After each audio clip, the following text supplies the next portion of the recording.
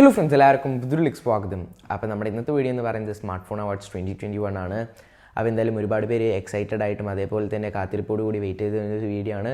മാത്രമല്ല നമ്മൾ കൊല്ലത്തിൽ ഒരിക്കൽ ചെയ്യുന്നതുകൊണ്ട് തന്നെ വളരെ സ്പെഷ്യലാക്കിയിട്ട് നമുക്കറിയാം ഒരു അവാർഡ് ലൈറ്റിംഗ് അല്ലെങ്കിൽ ആ ഒരു സെറ്റപ്പിൽ തന്നെ നമുക്ക് ഫുള്ള് ഇരിക്കാമെന്ന് വിചാരിച്ചു. അപ്പോൾ അങ്ങനെ നിങ്ങൾക്ക് ഇക്കൊല്ലം ഇറങ്ങിയ ബെസ്റ്റ് ഫോൺസ് നിങ്ങൾക്ക് 13 കാറ്റഗറിയിലായിട്ടും അതേപോലെ തന്നെ ഒരു ബെസ്റ്റ് ഫോണും ചൂസ് ചെയ്യുന്നതായിരിക്കും. അപ്പോൾ എന്തായാലും നല്ല പെർഫോമൻസും നല്ല ഒരു പ്രൈസ് ടു പെർഫോമൻസ് റേഷ്യോ, നല്ല ഔട്ട്പുട്ട്സും നല്ല ഒരു ഓവറോൾ നമുക്ക് നല്ല പാക്കേജൊക്കെ തരുന്ന കുറച്ച് ഫോണുകൾ ഇതാണെന്നാണ് ഞാൻ നിങ്ങൾക്ക് പറഞ്ഞുതരാൻ പോകുന്നതെന്ന് പറയുന്നത്. അപ്പോൾ നമുക്ക് സമയം കളയാതെ വീഡിയോയിലേക്ക് പോകുന്നതിന് മുമ്പ് ചാനൽ ആദ്യമേ കാണണമെങ്കിൽ സബ്സ്ക്രൈബ് ചെയ്യാതോടൊപ്പം തന്നെ വീഡിയോ ഇഷ്ടപ്പെട്ടാൽ ലൈക്ക് ചെയ്യുക. അപ്പോൾ നമുക്ക് വീഡിയോയിലേക്ക് പോകാം.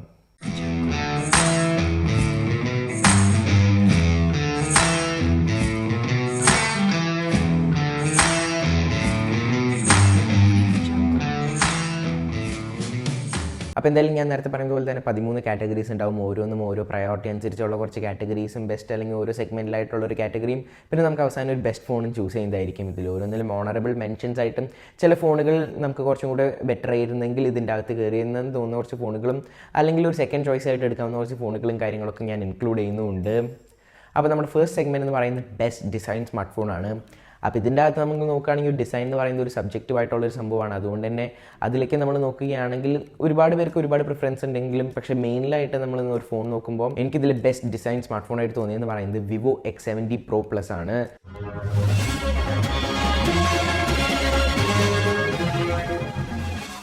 അപ്പോൾ എന്തായാലും ഇതിൻ്റെ ഒരു ഡിസൈൻ തന്നെ നോക്കുകയാണെങ്കിൽ ആ ഒരു ഗ്ലാസ് ആണ് ഒരു ബാക്കിൽ കൊടുത്തിരിക്കുന്നത്. മാത്രമല്ല നമ്മൾ പേർപ്പസ്ഫുള്ളി വലുതാക്കാൻ നോക്കിയാൽ പോലും അത്രയും ഡേർട്ട് ആവാത്തൊരു സ്മാർട്ട് ഫോണാണ്. മാത്രമല്ല അതിൻ്റെ ഓവറോൾ ലെതർ ഡിസൈനും കാര്യങ്ങളൊക്കെ ഓവറോൾ നമ്മൾ നോക്കുകയാണെങ്കിൽ ലുക്സ് വെച്ച് വളരെ നല്ല കളറും അതേപോലെ തന്നെ ഓവറോൾ നല്ലൊരു പ്രീമിയം ലുക്ക് തരുന്ന ഒരു ഫോണിങ്ങാണ് ഈ ഒരു വിവോ X70 Pro Plus. അതിൻ്റെ പ്രൈസും പ്രീമിയം തന്നെയാണ്.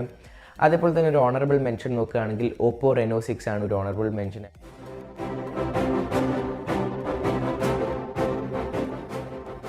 മിഡ് റേഞ്ച് അല്ലെങ്കിൽ പ്രീമിയം മിഡ് റേഞ്ചിൽ അത്യാവശ്യം നല്ലൊരു ഡിസൈനായിട്ട് കൊണ്ടുവന്ന ഒരുപാട് പേർക്ക് ഇഷ്ടപ്പെട്ട ഒരു സ്മാർട്ട് ഫോണിങ്ങാണ്. ഇതിൻ്റെ ആ ഒരു ഷിമറി ഗ്ലോസി ബാക്ക് ഡിസൈനും അതേപോലെ തന്നെ ഒരു ബ്ലൂ ആണ് മെയിൻലി. പക്ഷേ എന്നാൽ ആ ഒരു നമ്മൾ കളറിനനുസരിച്ച് ടിൻറ്റ് ചെയ്യുന്നതൊക്കെ വളരെ രസകരമായിട്ട് തന്നെയാണ് ഓപ്പോ അതിൻ്റെ ഡിസൈൻ സെഗ്മെൻറ്റിൽ കൊണ്ടുവന്നിരുന്നത് പറയുന്നത്. അപ്പോൾ ഇതാണ് നമ്മുടെ ബെസ്റ്റ് ഡിസൈൻ സ്മാർട്ട് ഫോൺ എന്ന് പറയുന്നത്. അതേപോലെ തന്നെ അടുത്തതെന്ന് പറയുന്നത് most improved smart phone UI ആണ്. അപ്പോൾ എന്തായാലും ഒരു സ്മാർട്ട് ഫോണിൻ്റെ അകത്ത് തന്നെയുള്ള UI അതിൻ്റെ സോഫ്റ്റ്വെയർ വൈസ് നമ്മൾ ഏറ്റവും ബെസ്റ്റ് ഏതാണ് നോക്കുകയാണെങ്കിൽ അല്ലെങ്കിൽ കുറച്ചും കൂടി ഇമ്പ്രൂവ് ആയിട്ട് അല്ലെങ്കിൽ നല്ല ബെസ്റ്റ് ആയിട്ട് ഇക്കൊല്ലം വന്നിരിക്കുന്നത് ഏതാണെന്ന് നോക്കുകയാണെങ്കിൽ വേറൊന്നുമല്ല ColorOS ആണ്.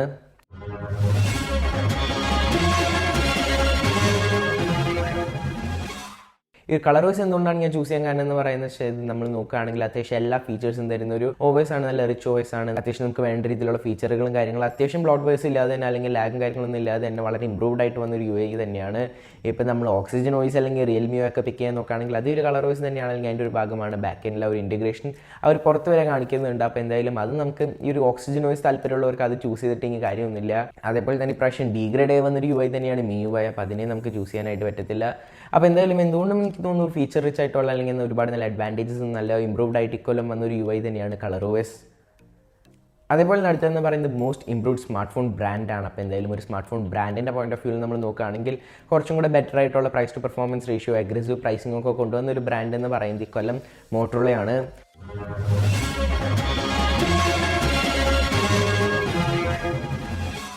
അപ്പോൾ എന്തായാലും മോട്ടോറോള കഴിഞ്ഞ കുറച്ച് കൊല്ലങ്ങളിൽ നമ്മൾ വെച്ച് കമ്പയർ ചെയ്യുമ്പോൾ ഇക്കൊല്ലം വളരെ അണ്ടർ റേറ്റഡ് ആയിട്ടുള്ള കുറച്ച് സ്മാർട്ട് ഫോണുകൾ തന്നെയാണ് പുറത്ത് വന്നത്. ഇപ്പം അവരുടെ ബഡ്ജറ്റും ആ ഒരു ഫ്ലാഗ്ഷിപ്പ് ലെവലിലേക്ക് ആണെങ്കിൽ ഇപ്പോൾ അടുത്ത കൊല്ലം വരാനിരിക്കുന്ന മോട്ടോയുടെ Edge X30 ഓൾറെഡി ലോഞ്ച് ചെയ്തു.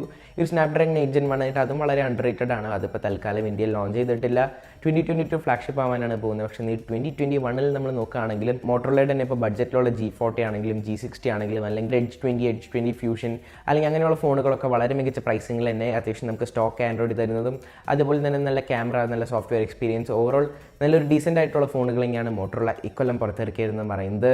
അതുകൊണ്ട് തന്നെ നല്ല ഇമ്പ്രൂവ് ആയിട്ട് വന്നൊരു സ്മാർട്ട് ഫോൺ ബ്രാൻഡിനെ ആയിട്ട് നമുക്ക് അതിനെ കൺസിഡർ ചെയ്യാം. അതേപോലെ അടുത്തെന്ന് പറയുന്നത് ബെസ്റ്റ് കോമ്പാക്ട് സ്മാർട്ട് ഫോണാണ്. അപ്പോൾ നമ്മൾ തിരിച്ച് നമ്മുടെ ഒരു സ്മാർട്ട് ഫോൺസിൻ്റെ അകത്തേക്ക് വരുമ്പോൾ അതിൻ്റെ ഒരു ഡിസൈൻ അല്ലെങ്കിൽ അതിൻ്റെ ഒരു ഫോം ഫാക്ടർ വെച്ച് നോക്കുകയാണെങ്കിൽ ബെസ്റ്റ് കോമ്പാക്ട് സ്മാർട്ട് ഫോൺ എന്ന് പറയുന്നത് വേറൊന്നുമല്ല iPhone 13 mini തന്നെയാണ്.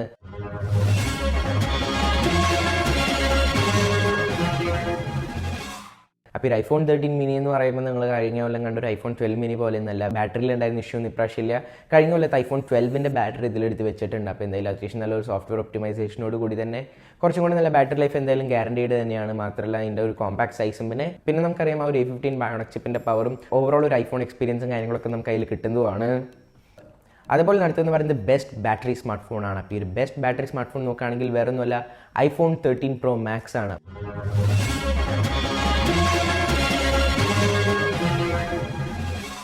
ഈ iPhone 13 Pro Max ഒരു പേജ് സജസ്റ്റ് ചെയ്യുന്ന പോലെ തന്നെ MAHലൊന്നും അല്ലായിരുന്നു അതിൻ്റെ ബാറ്ററിയുടെ കാര്യം, മറിച്ച് അതിൻ്റെ ആ ഒരു ബാറ്ററി ഒപ്റ്റിമൈസേഷനോട് കൂടി തന്നെ ബെസ്റ്റ് ബാറ്ററി നമ്മളിപ്പോൾ റിവ്യൂസിൽ നോക്കുകയാണെങ്കിൽ അല്ലെങ്കിൽ ഓവറോൾ നല്ല ഇമ്പ്രൂവ്ഡ് ആയിട്ടുള്ള നല്ലൊരു വലിയ ബാറ്ററി സെറ്റപ്പ് തന്നെയാണ്. ഇപ്പോൾ നമ്മൾ ഗെയിമിംഗ് ഫോൺസിനെ വരെ വെല്ലുന്ന ഒരു ബാറ്ററി ആയിട്ടാണ് ഇപ്രാവശ്യം iPhone വന്നിരിക്കുന്നത്. അതിപ്പോൾ അവരുടെ MAHലൊന്നും എടുത്ത് കാണിക്കേണ്ട ഒരു കാര്യമില്ല, കാരണം സോഫ്റ്റ്വെയർ ഒപ്റ്റിമൈസേഷൻ iOSന് യൂണീക്കാണ്, പെർട്ടിക്കുലറാണ്. അപ്പോൾ ആ ഒരു രീതിയിൽ തന്നെ ബെസ്റ്റ് ബാറ്ററി തന്നെയാണ് iPhone 13 Pro Maxൽ കൊടുത്തിരിക്കുന്നതെന്ന് പറയുന്നത്. അതുപോലെ അടുത്തെന്ന് പറയുന്നത് മോസ്റ്റ് ഇന്നോവേറ്റീവ് സ്മാർട്ട് ഫോണാണ്. ഇപ്പോൾ ഈ മോസ്റ്റ് ഇന്നോവേറ്റീവ് സ്മാർട്ട് ഫോൺ എന്ന് പറയുമ്പോൾ കുറച്ച് ഇന്നോവേറ്റീവ് ടെക്നോളജി അല്ലെങ്കിൽ പുതിയ കുറച്ച് ടെക്നോളജികൾ ഒരുമിച്ചൊരു ഫോണിൽ കൊണ്ടുവന്നതെന്ന് വെച്ച് നമ്മൾ നോക്കുമ്പോൾ ഇവിടെ എനിക്ക് ബെസ്റ്റ് ഇന്നോവേറ്റീവ് സ്മാർട്ട് ഫോണായിട്ട് തോന്നിയെന്ന് പറയുന്നത് Xiaomi Mix 4 ആണ്.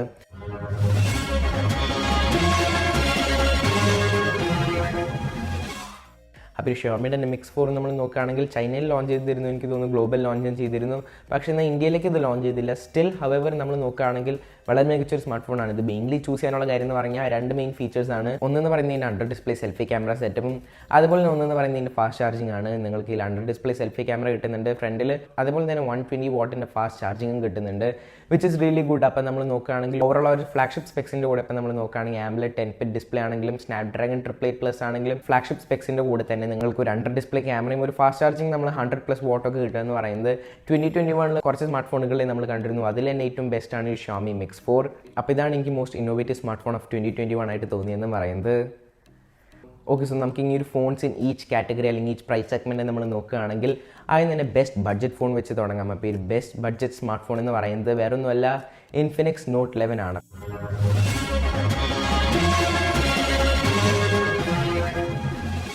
ഈ Infinix Note 11 ഈയിടെ ലോഞ്ച് ചെയ്തൊരു ഫോണാണ്. ഒരുപാട് പേർക്ക് ചിലപ്പോൾ റെഡ്മി അല്ലെങ്കിൽ മറ്റ് ഫോണുകളിലേക്ക് ചൂസ് ചെയ്യാൻ താല്പര്യം ഉണ്ടെങ്കിൽ അതിൻ്റെ മെയിൻ ഉത്തരം എന്ന് പറയുന്നത്, ഞാൻ ഈ ഒരു Infinix ചൂസ് ചെയ്തതിൻ്റെ മെയിൻ ഉത്തരം എന്ന് പറയുന്നത് 11999 എന്ന് പറയുന്ന ഒരു പ്രൈസ് പോയിന്റിൽ ലോഞ്ച് ചെയ്തപ്പോൾ തന്നെ നിങ്ങൾക്ക് അതിൻ്റെ കൂടെ തന്നെ AMOLED ഡിസ്പ്ലേയും അതുപോലെ തന്നെ പുതിയ ചിപ്സെറ്റുകൾ അല്ലെങ്കിൽ ഡ്യുവൽ സ്റ്റീരിയോ സ്പീക്കേഴ്സും നല്ല ക്യാമറയും ഓവറോൾ Helio G88ഉം അതുപോലെ തന്നെ ഓവറോൾ നല്ലൊരു XOS എന്ന് പറയുന്ന ചെറിയൊരു യുടെ പ്രശ്നം മാറ്റി വയ്ക്കുകയാണെങ്കിൽ ഓവറോൾ വളരെ മികച്ചൊരു ഫോൺ തന്നെയാണ് ഈ ഒരു Infinix Note 11. പെർഫോമൻസിൻ്റെ ഭാഗത്ത് നോ ഇഷ്യൂ, മൾട്ടിമീഡിയയ്ക്ക് വേണ്ടി AMOLED+ ഡ്യുവൽ സ്റ്റീരിയോ സ്പീക്കേഴ്സും നല്ലൊരു ബാറ്ററി പാക്കേജ് നിങ്ങൾക്ക് കിട്ടുന്നുണ്ട്. 5000 mAh ബാറ്ററിയും 33 വാട്ട് ചാർജിങ് ഈ ഒരു സെഗ്മെൻറ്റിൽ ഈ ഒരു ഫോൺ മാത്രമേ തരുന്നുള്ളൂ.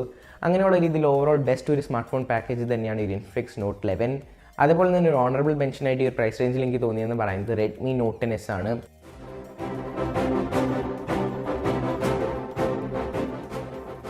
ഈ ഒരു പ്രൈസ് റേഞ്ച് എന്ന് പറയുകയാണെങ്കിൽ ഇതിനേക്കാൾ ഒരു 2000 to 3000 rupees കൂടുതലാണെങ്കിലും ആ ഒരു പ്രൈസ് പോയിന്റിൽ നിങ്ങൾക്ക് നോക്കുകയാണെങ്കിൽ 5000 mAh ബാറ്ററിയും 33 വാട്ട് ചാർജിങ് ആണെങ്കിലും AMOLED അതേപോലെ തന്നെ Helio G95 എന്ന് പറഞ്ഞൊരു ചിപ്സെറ്റും കാര്യങ്ങളും ഡ്യുവൽ സ്റ്റീരിയോ സ്പീക്കേഴ്സും കാര്യങ്ങളും കിട്ടുന്നുണ്ട്. അതുപോലെ നമ്മൾ ഇത് രണ്ടും കമ്പയർ ചെയ്യുകയാണെങ്കിൽ കുറച്ചും കൂടെ പ്രൈസ് ടു പെർഫോമൻസ് റേഷ്യോ കൂടുതൽ കിട്ടുമെന്ന് പറയുന്നത് Infinix Note 11 ആണ്. അതുപോലെ അടുത്തെന്ന് പറയുന്നത് best mid range smart phone ആണ്. അപ്പോൾ ഈ ഒരു best mid range smart phone എന്ന് പറയുന്നതും വേറെ ഒന്നുമല്ല, Redmi Note 10 Pro ആണ്.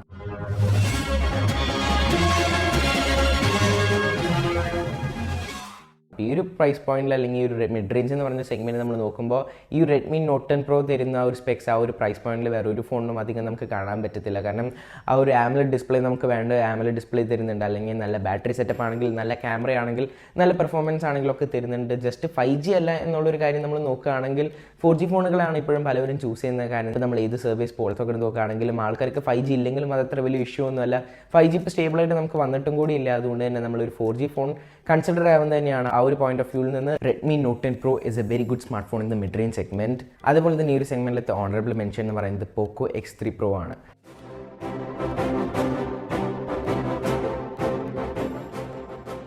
അപ്പോൾ ഈ Poco X3 Pro എന്തുകൊണ്ടും പെർഫോമൻസിൻ്റെ ഭാഗത്ത് നിന്ന് വളരെ മികച്ച, നമ്മൾ നോക്കുകയാണെങ്കിൽ Redmi Note 10 Proനേക്കാളും വളരെ മികച്ചൊരു സ്മാർട്ട് ഫോൺ തന്നെയാണ്.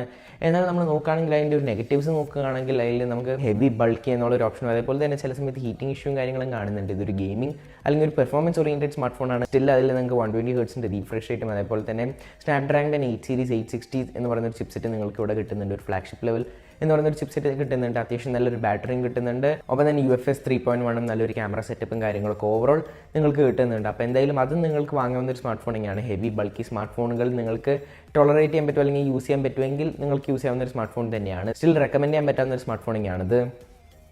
അതുപോലെ അടുത്തെന്ന് പറയുന്നത് best premium mid range smart ഫോണാണ്. അപ്പോൾ ഈ ഒരു 30K റൗണ്ടിൽ നിങ്ങൾക്ക് കിട്ടാവുന്ന ഏറ്റവും ബെസ്റ്റ് സ്മാർട്ട് ഫോൺ എന്ന് പറയുന്നത് Realme GT Neo 2 ആണ്.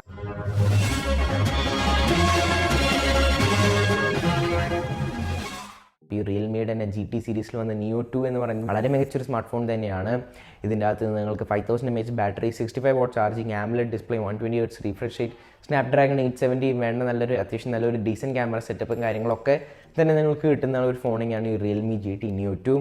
അതുപോലെ തന്നെ ഇവിടുത്തെ ഒരു ഓണറബിൾ മെൻഷനാണ് iQOO 7.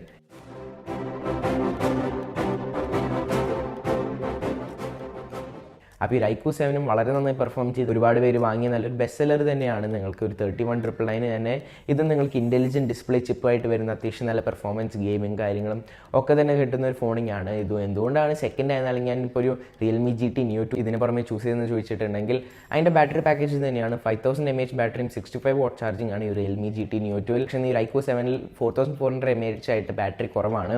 അപ്പോൾ ആ ഒരു ചെറിയൊരു കാര്യം കൊണ്ട് തന്നെയാണ്. ബട്ട് സ്റ്റിൽ രണ്ടും അത്യാവശ്യം നല്ലൊരു സ്മാർട്ട് ഫോണുകൾ തന്നെയാണ് ഈ പ്രീമിയം മിഡ് റേഞ്ച് സെഗ്മെൻറ്റിൽ. അടുത്തെന്ന് പറയുന്നത് ബെസ്റ്റ് ഫ്ലാഗ്ഷിപ്പ് ഫോണിങ്ങാണ്. അപ്പോൾ നമ്മൾ budget mid range premium mid range കഴിഞ്ഞാൽ ടോപ്പ് ഓഫ് ദ ലൈൻ അല്ലെങ്കിൽ നമ്മൾ നോക്കുകയാണെങ്കിൽ ഏറ്റവും നല്ല സ്പെക്സ് നമുക്ക് നല്ല അത്യാവശ്യം ഒരു പ്രൈസിൽ എന്ന് പറയുമ്പോൾ അത്യാവശ്യം പ്രൈസ് വരുന്നുണ്ട്. അപ്പോൾ എന്തായാലും അങ്ങനെയുള്ള ഒരു ഫോൺ നോക്കുകയാണെങ്കിൽ നമ്മളെല്ലാവരും ഓൾറെഡി അറിയാവുന്ന പോലെ തന്നെ iPhone 13 Pro Max ആണ്.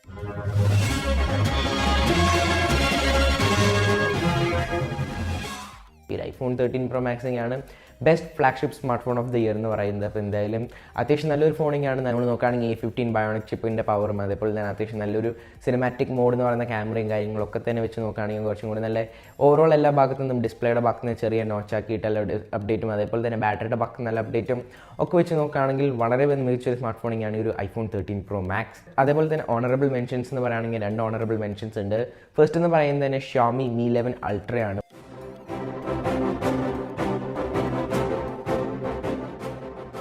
വളരെ മികച്ചൊരു സ്മാർട്ട് ഫോൺ. ഇതിൻ്റെ പകുതി പ്രൈസിന് നമ്മൾ നോക്കുകയാണെങ്കിൽ ഏറെക്കുറെ ഒരു 70,000 എന്ന് പറയുമ്പോൾ iPhone 13 Pro Maxൻ്റെ പകുതി പ്രൈസിന് നിങ്ങൾക്ക് ഓൾമോസ്റ്റ് നല്ല ഡിസ്പ്ലേ നിങ്ങൾ നോക്കുകയാണെങ്കിൽ ഡിസ്പ്ലേ കിങ്, അതേപോലെ തന്നെ ബാറ്ററി കിങ്, അതേപോലെ തന്നെ ക്യാമറ ഡീസൻറ്റ് നല്ല പെർഫോമൻസും കാര്യങ്ങളൊക്കെ തരുന്ന ഒരു സ്മാർട്ട് ഫോണാണ് ഈ ഒരു Xiaomi Mi 11 Ultra. ആ ഒരു ഭാഗത്ത് നിന്ന് തന്നെ നിങ്ങൾക്ക് വളരെ മികച്ചൊരു സ്മാർട്ട് ഫോണാണ്. MIUIയുടെ ചെറിയ ഇഷ്യൂസും കാര്യങ്ങളും സോഫ്റ്റ്വെയർ അപ്ഡേറ്റിൻ്റെ ഭാഗത്തു നിന്നുള്ള ഇഷ്യൂസും കാര്യങ്ങളും വന്നു. ബട്ട് സ്റ്റിൽ നല്ലൊരു ഫോൺ തന്നെയാണ്. നമുക്ക് ഈ ഒരു 70,000 ഇതിനേക്കാളും മികച്ചൊരു സ്മാർട്ട് ഫോൺ ആ ഒരു പ്രൈസ് സെഗ്മെൻറ്റിൽ ഇല്ലാന്ന് തന്നെ പറയാം. അതേപോലെ തന്നെ രണ്ടാമത്തെ honourable മെൻഷനാണ് Vivo X70 Pro Plus.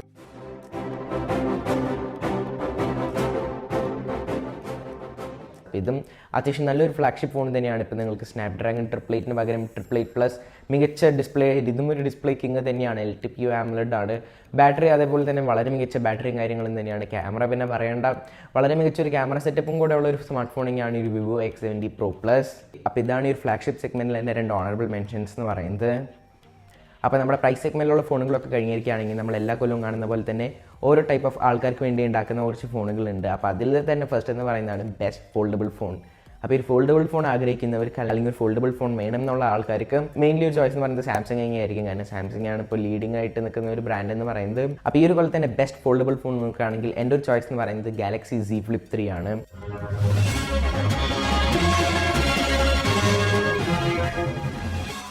അപ്പോൾ ഒരു Galaxy Z Flip 3 over Z Fold 3 choose ചെയ്യുന്നത് കാരണം എന്ന് വെച്ചാൽ ഫസ്റ്റ് ഓഫ് ഓൾ അതിൻ്റെ കോമ്പാക്ട് ഫോം ഫാക്ടർ നമ്മൾ നോക്കുകയാണെങ്കിൽ ഏതൊരു ഷർട്ട് പോക്കറ്റിൽ നമുക്ക് ഇടാൻ പറ്റാവുന്ന ഒരു കോമ്പാക്ട് ഫോം ഫാക്ടർ. അതിൻ്റെ ഔട്ടർ ഡിസ്പ്ലേയിൽ നമുക്ക് അപ്ഡേറ്റ്സും കാര്യങ്ങളും അല്ലെങ്കിൽ അഡ്വാൻറ്റേജസും കൂടെ ഉണ്ട്. അതുപോലെ തന്നെ അത് ഓപ്പൺ ചെയ്യുന്നത് അതേ വളരെ നല്ലൊരു ക്യൂട്ടായിട്ടുള്ള ഡിസൈനിലേക്ക് കൂടി തന്നെയാണ്.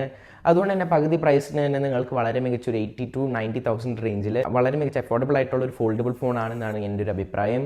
അതുപോലെ തന്നെ ഇവിടെയുള്ള ഒരു ഓണറബിൾ മെൻഷൻ എന്ന് പറയുന്നത് Galaxy Z Fold 3 ആണ്.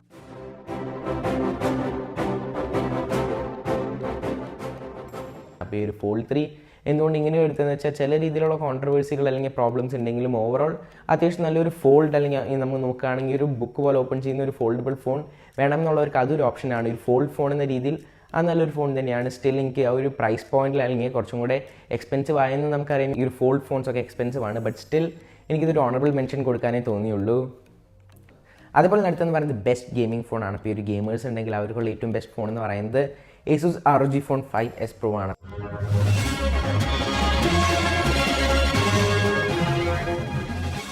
ഈ ഒരു ഫോൺ എന്ന് പറയുന്നത് വളരെ നല്ലൊരു ഗെയിമിംഗ് സ്മാർട്ട് ഫോൺ തന്നെയാണ്. ഈ 2021 18 GB റാം അതേപോലെ തന്നെ 512 GB സ്റ്റോറേജ് ആയിട്ടുള്ള സിംഗിൾ വേരിയൻറ്റിൽ സ്നാപ്ഡ്രാഗൺ 888+ 165 Hz തന്നെ ഡിസ്പ്ലേ ഒക്കെ വരുന്ന ഒരു നല്ലൊരു കിടിലൻ Asus എൻവയൺമെൻറ്റിലുള്ള ഒരു ഫോണാണ്. അപ്പോൾ Asus തന്നെയാണ് കഴിഞ്ഞ കുറച്ച് കൊല്ലങ്ങളായിട്ട് ജയിച്ചുകൊണ്ടിരിക്കുന്നത്. ഇപ്രാവശ്യം Asus തന്നെയാണ്. കാരണം അവരുടെ ഒരു ഗെയിമിംഗ് എൻവയൺമെൻറ്റ് വിത്ത് നമുക്ക് ഗെയിമേഴ്സിന് വേണ്ട ട്രിഗേഴ്സ് അതേപോലെ തന്നെ ഒരു RGB പാനലായിട്ടുള്ള യൂണിക് ലുക്സും അതുപോലെ തന്നെ നല്ല ഡീസൻറ്റ് ബാറ്ററി. ഡീസൻ എന്ന് പറയുകയാണെങ്കിൽ iPhone 13 Pro Max കഴിഞ്ഞ് എനിക്ക് തോന്നുന്നു ഒരു പക്ഷേ ഏറ്റവും ബെസ്റ്റ് ബാറ്ററി ഇതിലേക്ക് ആയിരിക്കും. അപ്പോൾ അങ്ങനെയുള്ളൊരു സ്മാർട്ട് ഫോണാണ് ഈ Asus ROG Phone 5s Pro. അതേപോലെ തന്നെ ഇവിടുത്തെ ഒരു ഓണറബിൾ മെൻഷൻ നോക്കുകയാണെങ്കിൽ Lenovo Legion 12 ആണ് ഇവിടുത്തെ ഒരു ഓണറബിൾ മെൻഷൻ എന്ന് പറയുന്നത്.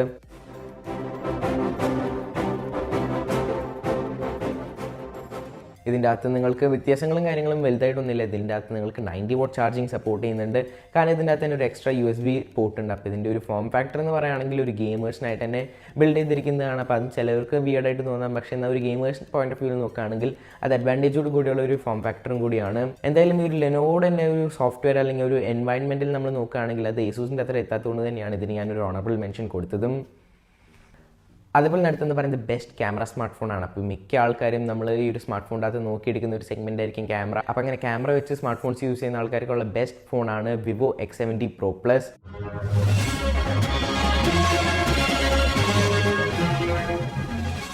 അപ്പോൾ എനിക്കറിയാം ഒരുപാട് പേര് നിങ്ങൾ പറയുന്നുണ്ടായിരിക്കും ഇപ്പോൾ ഈ ഒരു iPhone 13 Pro എന്തുകൊണ്ട് ചൂസ് ചെയ്തില്ല, അതിൽ കുറച്ചും കൂടെ ബെറ്റർ ക്യാമറയല്ലേ. നമ്മൾ നോക്കുകയാണെങ്കിൽ ഈ വീഡിയോസിൽ iPhone 13 Pro തന്നെയാണ് കുറച്ചും കൂടെ ബെറ്റർ. പക്ഷേ എന്നാൽ ഒരു ഓവറോൾ നമ്മൾ നോക്കുകയാണെങ്കിൽ നൈറ്റിലായിക്കോട്ടെ അല്ലെങ്കിൽ ഡേ ലൈറ്റിലായിക്കോട്ടെ, സൂം ആയിക്കോട്ടെ, അല്ലെങ്കിൽ നമ്മൾ നോക്കുകയാണെങ്കിൽ ഒരു Zeiss ആയിട്ടുള്ള പാർട്ട്ണർഷിപ്പിൽ തന്നെ ബെസ്റ്റ് ക്യാമറാസ് Vivo പ്രൊഡ്യൂസ് ചെയ്യുന്നുണ്ട്. വീഡിയോ സെഗ്മെൻറ്റിൽ മാത്രം ഈ ഒരു സിനിമാറ്റിക് മോഡ് വെച്ച് iPhone 13 Pro Max ഇത്തിരി മുന്നോട്ട് നിൽക്കുമെങ്കിലും എല്ലാ കണ്ടീഷൻസിലും വളരെ ഫണ്ണും ഫീച്ചർ റിച്ച് ആയിട്ടുള്ള ഒരു ക്യാമറ ആപ്ലിക്കേഷൻ ഉൾപ്പെടെ തന്നെയുള്ള ഒരു ക്വാളിറ്റി നമുക്ക് കിട്ടുമെന്ന് പറയുന്നത് Vivo X70 Pro Plusലും കൂടിയാണ്. അതുകൊണ്ട് തന്നെയാണ് ഇത് ഞാൻ ചൂസ് ചെയ്യാനായിട്ടുള്ള കാരണം എന്ന് പറയുന്നത്. അതേപോലെ തന്നെ ഇവിടുത്തെ ഒരു ഓണറബിൾ മെൻഷൻ വേറെ ഒന്നുമില്ല, iPhone 13 Pro Max തന്നെയാണ്.